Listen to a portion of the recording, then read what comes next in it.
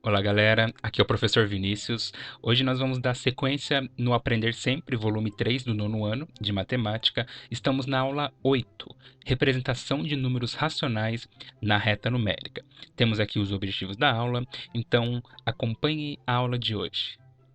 Na atividade 1, observe a reta numérica a seguir. Aqui nós temos a reta numérica.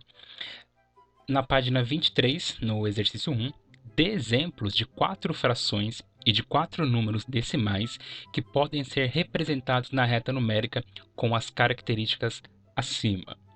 Então, nós podemos representar na reta, por exemplo, as frações menos 6 meios, menos 3 meios, meio, 3 meios e, respectivamente, os demais a elas associados, né? Então, menos 6 sobre 2 é menos 3, metade de 3 é menos 1,5, meio aqui é 0,5 e metade de 3, 1,5.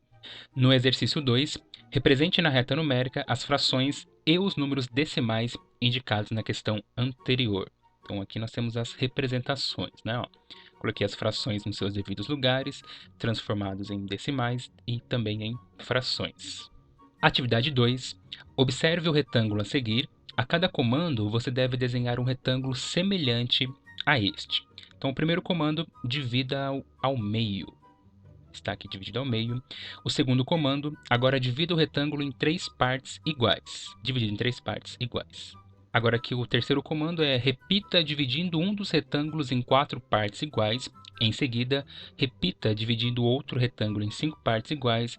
Faça novamente a divisão de outro retângulo em 6 partes iguais. E por último, repita a divisão de outro retângulo em 8 partes iguais. Fazendo toda a divisão, ficaria assim, né? Dividido ali em 4 partes, 5, 6 e 8. Na página 24, o exercício 4, agora represente em forma de fração cada parte do retângulo. Foi o que nós fizemos ali. Quando divido em duas partes iguais é meio, quando divido 3 é um terço e assim por diante. Agora aqui na atividade 3, observe as representações das retas a seguir e localize os pontos conforme as orientações. Aqui a primeira orientação, né? Localize os pontos meio e 2 sobre 2. Fazendo isso, é bem simples aqui, né? Metade aqui, 2 sobre 2 é um inteiro aqui. O exercício 2, localize os pontos 1 terço, 2 terços e 3 terços. Está aqui localizado, né?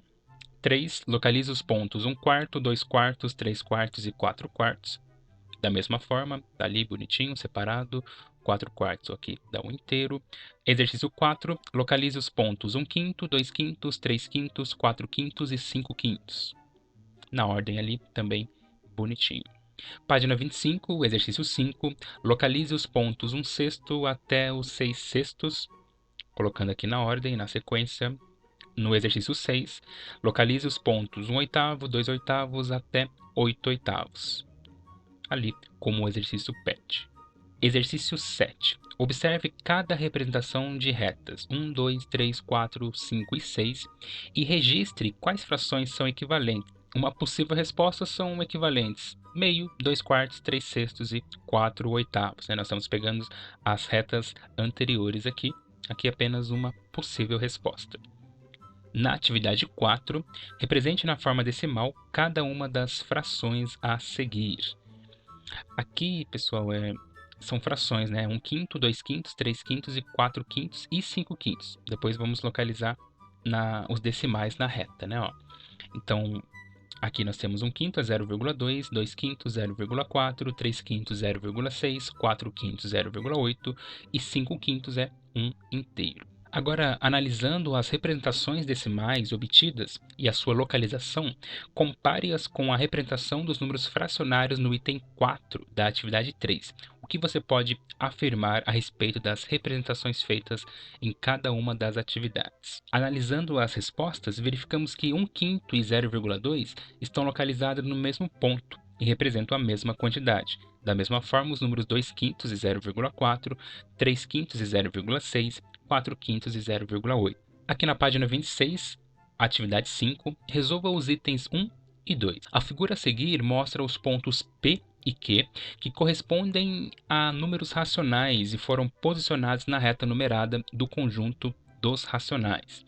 Então aqui nós temos menos 0,5, tem um ponto P, o ponto Q e o zero. Analisando aqui a reta, nós podemos observar que o ponto P ele está na posição menos 0,3 e o Q na posição menos 0,2.